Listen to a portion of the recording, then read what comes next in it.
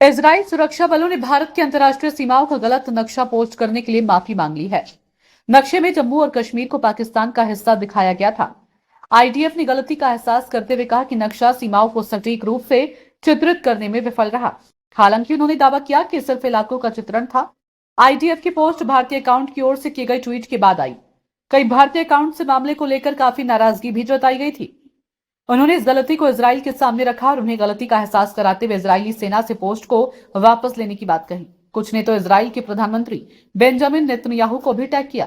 भारतीय right wing community नाम के एक हैक्स हैंडल की ओर से किए गए ऐसे एक ट्वीट पर सीधे प्रतिक्रिया देते हुए इजराइल रक्षा बलों ने कहा कि ये पोस्ट क्षेत्र का चित्रण है।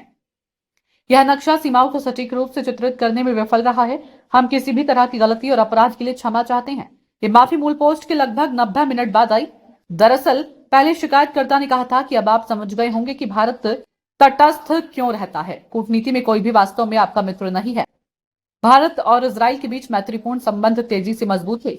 पिछले कई वर्षों में भारत और इजराइल के बीच मैत्रीपूर्ण संबंध तेजी से मजबूत हुए हैं।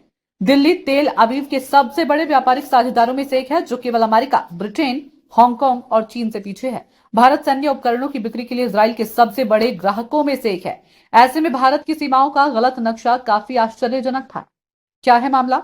ये नक्शा शुक्रवार देर शाम एक्स पर पोस्ट किया गया था। इसके जरिए तेल अवीव की ओर से ईरान को वैश्विक खतरा बताया गया। इसी में भारत का नक्शे का गलत चित्रण किया गया। इजरायली सेना ने पश्चिम एशिया, उत्तरी अफ्रीका, यूरोप और भारत सहित एशिया के अधिकांश हिस्सों की सीमाओं को दिखाते हुए कहा था कि ईरान एक वैश्विक खतरा है। इजराइल अंतिम लक्ष्य नहीं है, यह सिर्फ शुरुआत है।